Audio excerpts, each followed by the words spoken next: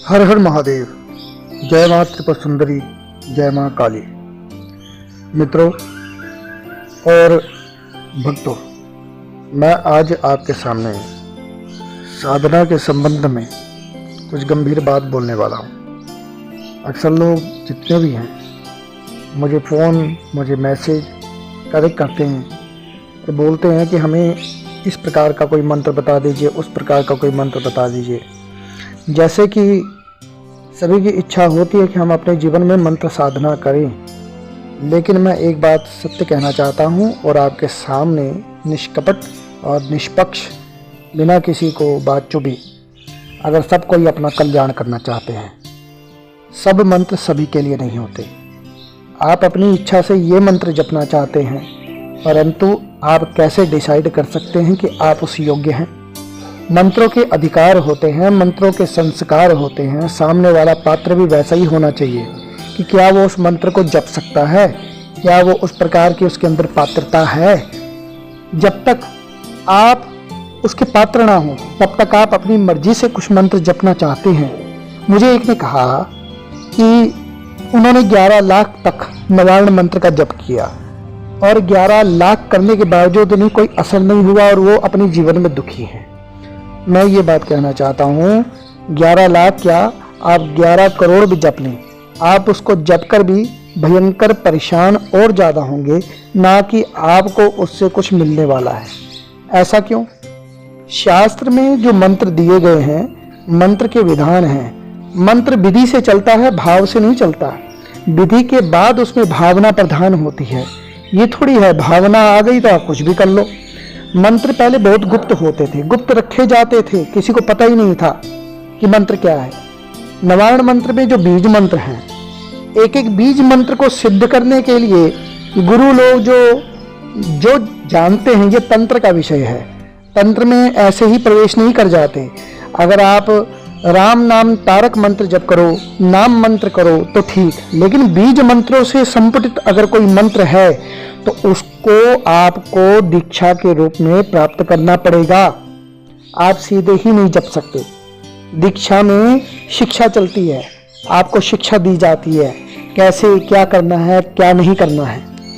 मुझे कुछ नहीं चाहता, मैं वीडियो बनाऊंगा नवार्ण मंत्र के विधान पर, लेकिन मैं अपनी तरफ से किसी को ये थोड़ी कहूंगा कि आप ये जपिए। मैं साथ में ये भी कहूंगा कि इसको गुरु दीक्षा के रूप में प्राप्त कीजिए। विधान तो हम बता देंगे, और याद रखना विधान अलग अलग तरीके के होते हैं। किसी ने क्या बताया, आप तो कर लोगे, लेकिन करने के बावजूद अगर आपको कुछ नुकसान होता है बिना गुरु दीक्षा के, तो उसके भाग्य तो आप ही रहोगे।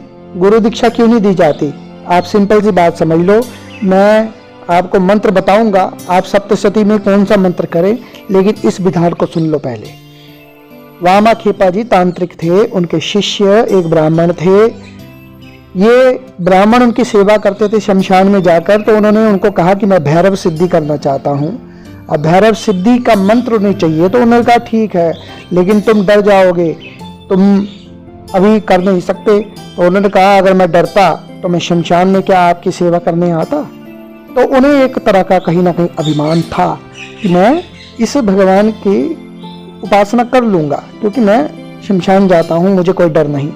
वामाखेपा जी ये उपासना बताकर गंगा सागर चले गए नहाने के लिए। उन्होंने कहा उधर संतों का जमावड़ा है, मैं जा रहा हूँ, तुम इसको करना, इतने दिन में इतने मंत्र जपने पर तुम्हें देवता दिखाई देंगे, डरना मत।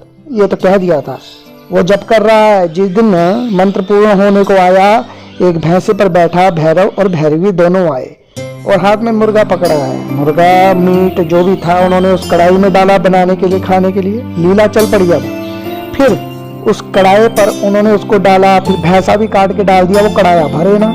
उन्होंने कहा कि अब क्या किया जाए, एक थोड़ी सी कमी रह गई है, कोई मिल जाए जीव। सामने जप कर रहा था वही, उसको पकड़ने के लिए जैसे ही वो सामने बढ़े तो वो देख रहा था, डर गया और भाग गया। अब जहां जहां वो भागा, उन्होंने पहले ही कह दिया था कि पागल हो जाओगे, उन्माद हो जाएगा तुमको अगर साधना छोड़कर भागे तो।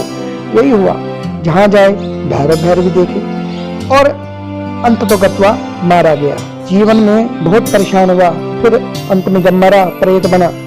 जैसे प्रेत बन गया तो वामन जी जब आए तो उनको पता लगा ऐसे ऐसे हुआ, तो उन्होंने उसकी जो खोपड़ी थी उसको प्राप्त करके उसी में प्रेत को उसी को जगाकर उसी को फिर बाद में उन्होंने, क्योंकि ब्रह्म हत्या का दोष तो लगा ही था ना। तो मेरा कहने का मतलब ऐसे ही किसी को दीक्षा नहीं दे दी जाती, ऐसे ही किसी को मंत्र दे दिया जाए जो वो जप ना पाए और जप ले तो उसका नुकसान। चामुंडा, भगवती के इस मंत्र में चामुंडा शब्द है, चामुंडा के दर्शन करने की वो क्षमता है। जब तक कुछ निम्न साधनाएं नहीं कर लोगे तब तक इतनी उच्च कोटि की साधना में नहीं उतरना चाहिए। साधना आपको करनी है, आपको जीवन में भाई धन लाभ, यश, कीर्ति, उपासना, इसीलिए तो आप ये साधना की ओर आकर्षित होते हो ना। तो आप ऐसी उपासना करें जो सरल तरीके से बताई जा रही है, अपनी तरफ से कुछ ना करें। जो लोग ऐसे बता देते हैं और लोग कर लेते हैं उसका नुकसान कहीं ना कहीं बताने वाले को भी मिलता है। ये इस कथा से मैंने बताया। अब आपको मैं मंत्र बता देता हूं। आप मंत्र करना ही चाहते हैं, कोई भी साधक, इस मंत्र को दीक्षा के रूप में प्राप्त करने की आवश्यकता नहीं पड़ेगी, ये मैं बता दूं। ये मंत्र दुर्गा सप्तशती में ही है। दुर्गा सप्तशती का भी पाठ हर कोई नहीं कर सकता, ये पहले भी मैंने एक वीडियो बनाई है। हम तरीका बताते हैं लेकिन सब नहीं कर सकते। इसके लिए योग्य, जानकार, विद्वान, उनका सानिध्य लेना आवश्यक है। आप सीखिए, सीख कर करिए। विद्या 3 प्रकार से प्राप्त होती है। या तो आप सेवा कीजिए, चरण दबाइए, सेवा कीजिए, बर्तन धोइए, कुछ भी कीजिए, सेवा कीजिए गुरु की। जब वो प्रसन्न होंगे दे देंगे विद्या फलीभूत। दूसरा, आपके पास कोई विद्या है तो उनके पास कोई विद्या है, एक दूसरे को देकर विद्या प्राप्त कर ली। तीसरा, आप उनको उनकी मनपसंद उनकी सेवा कर दीजिए, उनकी दक्षिणा दे दीजिए, उनका कुछ जो वो डिमांड है वो कर दीजिए पूरी, क्योंकि आपको विद्या चाहिए ना, विद्या फ्री में नहीं मिलती। और जो विद्या 3 प्रकार से ऊपर बढ़कर अगर आप लेते हो तो आप पे विद्या का ऋण रह जाता है। मैंने अपने चैनल के डिस्क्रिप्शन में डाला हुआ है, लेकिन लोग उसको नहीं पढ़ते। मैं शास्त्रोक्त बात कर रहा हूं। बिना दक्षिणा के आज तक कोई कार्य सिद्ध हुआ है? कोई कार्य सिद्ध नहीं होता बिना दक्षिणा के। तो जो दक्षिणा देगा उसको उसका प्रभाव मिलेगा, क्योंकि वो कोई भी चीज है ना, देव ऋण, ऋषि ऋण। ऋषियों का ऋण क्यों है? क्योंकि उनके मंत्रों के आधार पर हम चल रहे हैं, पाठ पूजन कर रहे हैं, जप कर रहे हैं। तो ऋषियों का ऋण कैसे चुकाओगे? जिंदा है तो जिंदा में, मरे हैं तो मरे के हिसाब से उनको दिया जाता है। तो ऋषि कोई मनुष्य शरीर नहीं होता, ये भी मान लो। जब तक शरीर में है वो अंतरात्मा सब परमात्मा एक ही है। इसको ज्यादा नहीं घसीटूंगा, ज्यादा ज्ञान प्रवचन हो जाएगा, कथा तो सुना नहीं रहा। मंत्र सुन लीजिए। मंत्र है ये वाला, ये आपके सामने मंत्र आपने पढ़ लिया। इस मंत्र को मैं भी उच्चारण कर देता हूं। जयंती मंगला काली भद्रकाली कपालिनी दुर्गा क्षमा शिवा धात्री स्वाहा स्वधा नमोस्तुते। इस मंत्र को आप जप कर लीजिए।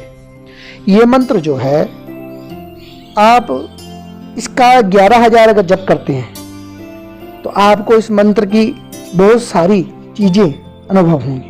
अगर आपने इसको 1.25 लक्ष कर लिया तो मैं बोल नहीं सकता, मैं असमर्थ हूं इसके बारे में बोलने के लिए। अधिकस्य अधिक फलम, इतना ही कहूंगा। साधना करना चाहते हैं आप लोग तो आप इस मंत्र को क्यों ना जपें? क्यों आप सीधे बीज मंत्र की ओर जाते हैं? बीज मंत्र के लिए दीक्षा आवश्यक है। स्तोत्र में भी अगर कहीं बीज मंत्र हो तो उसका पहले गुरु ज्ञान होना चाहिए। बीज मंत्रों में एटम शक्ति है। मैं आपको बता रहा हूं कि हमारे पास बीज मंत्रों के विधान है, हमने गुरु सेवा की है, विधान है, दीक्षा प्राप्त की है। और बीज मंत्रों को सिद्ध कैसे करते हैं ये विधान कहीं पूरे YouTube में या किसी किताब में मैंने नहीं सुना, ना मैंने पढ़ा।